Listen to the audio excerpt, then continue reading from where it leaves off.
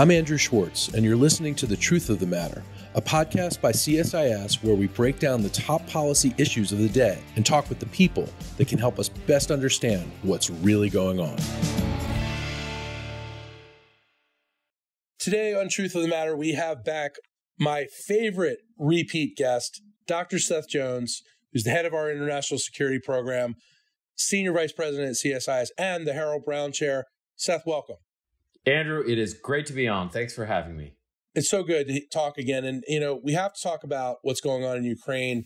You have a new report that you released this week that you actually unveiled on CNN on Monday night. Ukrainian Innovation in a War of Attrition is the title of the report. What was the key headline of the report? It really showed something about Russia that I don't think many of us had put together before that. What was the key headline? Well, Andrew, probably the key headline was just the number of Russian fatalities in a historical context. I think everybody's aware that the war in Ukraine right now is a war of attrition, that it's leading to high casualties and fatalities on both sides. But when you put it into historical context, what is really stunning is that there are more Russian soldiers, both regular and irregular, killed in Ukraine between February 2022 and today than in all of Russia and the Soviet Union's wars since World War II combined. That includes the Soviet activity, and they lost some soldiers in Korea, Hungary, United Arab Republic, that's Egypt, Yemen, Algeria, Vietnam, Mozambique, Czechoslovakia, the Sino-Soviet border conflict with China, Angola, Ethiopia, then the brutal wars that the Soviets fought in Afghanistan and that Russia fought in Chechnya, then in Georgia, Ukraine starting in 2014, and then Syria. So what the Russians have lost in Ukraine is greater than all of those wars combined in numbers of fatalities. That is stunning. And what's particularly stunning, too, is the average rate of Russian deaths. So the Russians have averaged about 5,000 to 5,800 regular and irregular soldiers killed per month in Ukraine. That compares to between 95 and 185 killed per month in Chechnya over about a 15-year period, and then about 130 to 145 killed per month in Afghanistan. So those are extraordinary differences, like 95 and 130 to 5,000. It's an enormous, they're suffering, in ways that we have not seen since World War II. It really is astonishing, Seth. So, just to put this perspective, let's remember, this has only been 1 year of conflict we're talking about here, right? Yeah, it's just 1 year. So more dead in 1 year than in all those wars combined. And as a reminder, the Soviet war in Afghanistan was a 10-year war. The war in Chechnya started in 1994, then paused in 96, and the Russians went back at it in 1999. They went for another 10 years. So, 1 year versus, in both cases, at least a decade, if not more. So I have to ask, what is so different with this conflict? Well, the wars in Afghanistan and Chechnya for the Russians were, in both cases, counterinsurgency campaigns. So they were facing guerrilla forces in Afghanistan, the Mujahideen, which the U.S., including the CIA, provided support to. In Chechnya, they were facing both nationalist and then jihadist groups, but they were conducting ambushes, raids. The difference in Ukraine right now is that's a war of attrition. It's a conventional war between two major militaries, including two major armies. And what we've seen is, unlike what we saw with those counterinsurgency campaigns, the Ukrainians and Russians have constructed trench systems. They've made heavy use of artillery. The Russians have employed human wave attacks against fixed Ukrainian positions. That includes frontal assaults that attempt to seize ground by sheer weight of numbers. And so those kinds of operations and tactics are brutal. They take a heavy toll on ground forces involved in them. So given these facts that we see now and the extreme death the Russians are suffering, does it make it any more likely that they may stop or they may pause like they did in Chechnya and back up and just regroup? What do we think is next? Well, Andrew, The challenge for Vladimir Putin is his legacy is at stake with the war. And everything that he has said has indicated that he's going to continue to fight. What the Russians and what the Kremlin has done is a couple of things to try to mitigate the domestic costs and risks. One is the security services, including the FSB, have really cracked down on any opposition within Russia and have put a number of people in prison for that. The second is the Russians, not surprisingly, conduct a heavy disinformation campaign against their own population. And they've been helped globally by some countries like China, which have similarly obfuscated the realities of what has gone on. In addition, it's also true that most of the Russian soldiers that have died, and those include regular Russian soldiers, plus some of the mercenaries, the contractors like the Wagner Group, a lot of those individuals are coming from places like Central Asia or Siberia. These are places that are far from Moscow and St. Petersburg, far from, political elites within Russia right now. So the costs involved, at least politically, to sons of influential Russians has been very limited. Nevertheless, all of these soldiers, and there are, by our estimates, between 16,000 dead Russians. All of these soldiers have mothers. So at some point, much like with Gorbachev in the mid-1980s, there may very well be cracks. We've already seen a little bit of that with the public accusations back and forth between Putin's ally, Yevgeny Prigozhin, who runs the Wagner Group, and Minister of Defense Shoigu and Valery Gerasimov, the chief of the army staff.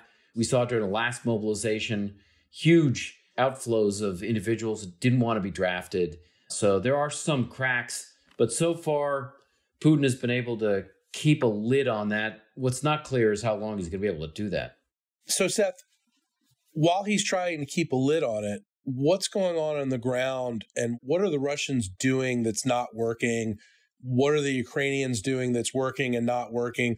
What are the Russians doing that is working? Well, what the Russians have going for them to some degree is mass. So it's worth noting that before the invasion even started, Russia had nearly 5 times as many military personnel as Ukraine, a defense budget that was 11 times larger than Ukraine, an economy that was almost 8 times larger, and significantly better military capabilities. That include advanced fighter aircraft, artillery, main battle tanks, including the T-72s and T-90s, nuclear weapons, and one of the world's most feared offensive cyber capabilities. So Russia does continue to have some advantages in just sheer numbers and an industrial base that's certainly larger than Ukraine. But the problem is what we've seen is the Russian army in particular just can't fight effectively. Its combined arms operations are poor. It's the Russian military's joint efforts, that is the ability to include air, naval, ground assets, also cyber and space, and to do it in a manner that's joint and efficient. The Russians are having significant problems. Morale is low. They continue to have some challenges with logistics. The war is not popular. It doesn't appear to be popular among many of the soldiers. So there's some basic will to fight problems. On the other side, while the Ukrainians have suffered significant casualties, the Ukrainians haven't faced many of the same problems. There's a significant will to fight. And this is about survival for Ukraine. We've also seen, Andrew, and this has been one of the most interesting parts, a lot of military innovation happening among the Ukrainians that's been able to make up for some of the differences in sheer power. The way the Ukrainians, for example, have conducted missions using drones for not just the way I used them, Andrew, when I was in special operations for strike, but also for target identification for artillery, for battlefield awareness, for information operations, for electronic warfare.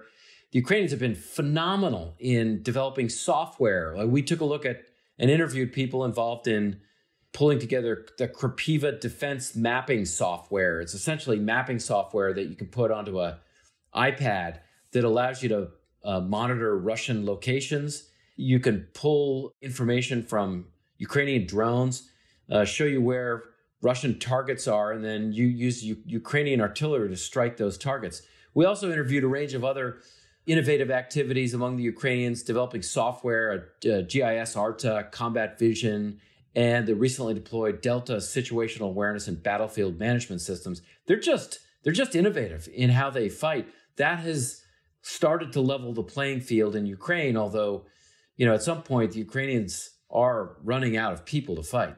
Seth, why aren't the Russians able to overwhelm the Ukrainians with their air power?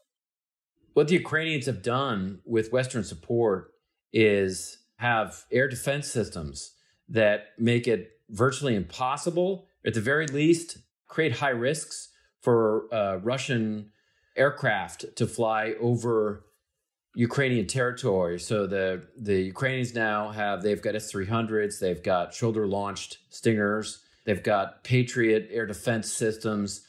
These are all defense systems that make it very difficult for Russian aircraft to fly unmolested over Ukrainian territory. I mean, just so everybody's aware, too, when the U.S. was involved in operations in Iraq against ISIS, or Syria against ISIS, or Afghanistan against the Taliban, U.S. aircraft never really had to face anything significant. In a few cases, some concerns about surface-to-air missiles, but really nothing meaningful, and certainly nothing in Afghanistan. I didn't have to worry about anything other than really, some very limited ground-based capabilities that could shoot down helicopters in Afghanistan. In Ukraine, the Russians do have to worry about any of their advanced aircraft getting shot down by S-300s, or even Patriots pose serious problems. This has made it impossible for most sophisticated Russian aircraft like the Su-34s and the Su-35s. They just can't get air superiority in Ukraine, and it's made it very difficult to support those Russian ground forces. Now, one thing the Russians do have going for them is their cyber capabilities. Can you talk a little bit about that? I know your report discusses that as one of the factors. Yeah, so the Russians, particularly the GRU, the main intelligence directorate, as well as the SVR, Russia's Foreign Intelligence Service, have historically had very effective offensive cyber capabilities. But there are two interesting components. One is that the Ukrainians have gotten better over the years in responding to Russian offensive cyber operations. And in some cases with help from foreign governments like NSA and US Cyber Command, as well as British GCHQ, which is the rough equivalent of the National Security Agency in the United States. In addition, the Ukrainians have had help from the private sector. So Microsoft has been very public in its cyber defense capabilities and its assistance to Ukraine. Same thing, the Ukrainians, in response to the Russians trying to take down their satellite and some cyber capabilities, have leveraged SpaceX's Starlink for communication for both defensive and then in some cases offensive operations. In addition, Andrew, we also see the Ukrainians really just being able to have resilience on the cyber side. Every time there's been a Russian attack, malware, for example, the Ukrainians have been able to get most of their systems back up and running relatively quickly. So they've gotten help, they've been resilient, and that's certainly been able to limit the damage caused by Russian offensive cyber operations, whether the GRU or the SVR. And then we've also seen the Russians very unwilling to expand offensive cyber operations to NATO countries, including the US. So they've been largely deterred, and they've kept most of their activity within Ukraine.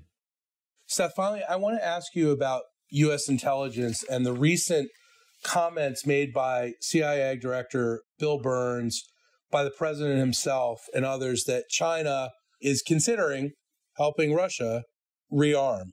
What would that mean for Russia, and why do you think the administration is doing this right now?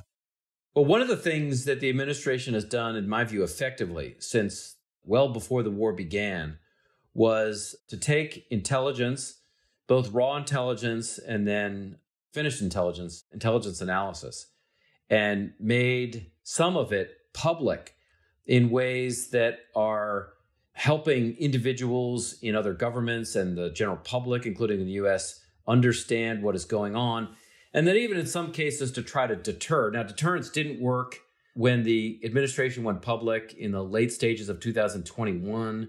Then in January and February 2022, when the U.S. went public, that the Russians were likely preparing to invade Ukraine. Providing that information publicly did not deter the Russians from going, but what it did is it helped shape the battle space and the information arena so that people across the globe were aware that the Russians were likely to move, and they did move into Ukraine. I think this is an evolution in that strategy, which is it does appear that the U.S. and probably some of its allies, I would assume the British as well, have pieced together information from multiple sources about discussions between the Chinese and the Russians and possibly internal discussions among the Chinese that they are considering expanding the assistance they give to Russia, including drones or munitions aiding the Russian industrial base.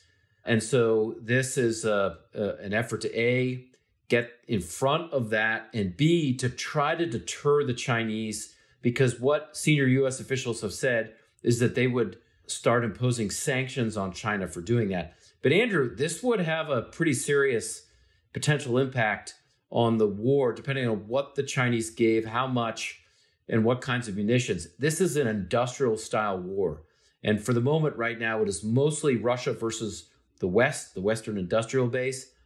The Russians have had some assistance from the Iranians, some from the North Koreans, and a bit from China. But if China was to start giving weapon systems and munitions like artillery, what this would really be increasingly is a war between the industrial bases of the West, the US, the Europeans, aiding Ukraine, and then China, Iran, North Korea, aiding the Russians. This starts to look a lot more like major power war, essentially a proxy war among all of the major powers. This starts getting very concerning, and it would almost certainly make this war even more protracted than it is right now. And we think that we have the ability to deter the Chinese because, of course, if they did this, the consequences in terms of the global economic order are tremendous. For instance, China relies on the United States for trade. China relies on Europe for trade. If they were to be sanctioned the way we're currently sanctioning Russia, that would be a big hit to the Chinese economy, and it could promote some real instability in China. That's got to be their fear and on their mind. Well, I think it most certainly is likely on their mind. The challenge, though, is that the U.S. would be impacted, as would U.S. companies, potentially by sanctions. Again, it would depend on what sanctions and who is sanctioned. And so at the end of the day, it's an open question about how much this actually deters China.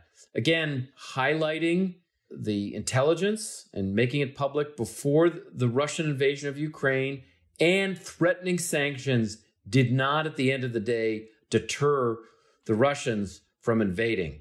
So I think it's an open question now whether providing publicly some aspects of that intelligence, which the administration has done, and threatening sanction is actually going to deter the Chinese. I think what the Chinese have to weigh is the costs and risks of suffering some of the sanctions, although they are well aware that the U.S. would almost certainly suffer as well, and they could retaliate with sanctions as well, and the risks of having the Russian military be ground down by the war with Ukraine and assistance from the West. And the way we started this podcast was to highlight that there are more Russian soldiers killed in Ukraine than in all Russian and Soviet wars combined since World War II. The Russian military, particularly army, is being decimated right now. That cannot be good for China's most significant ally. So I think Beijing is going to have to weigh a range of these costs and benefits. Seth, as always, really insightful and great information. Thank you so much. Thank you very, very much, Andrew. Really appreciate it, as always. If you enjoyed this podcast, check out our larger suite of CSIS podcasts. From Into Africa, The Asia Chessboard, China Power, AIDS 2020, The Trade Guys, Smart Women, Smart Power, and more. You can listen to them all on major streaming platforms like iTunes and Spotify. Visit csis.org/podcasts to see our full catalog.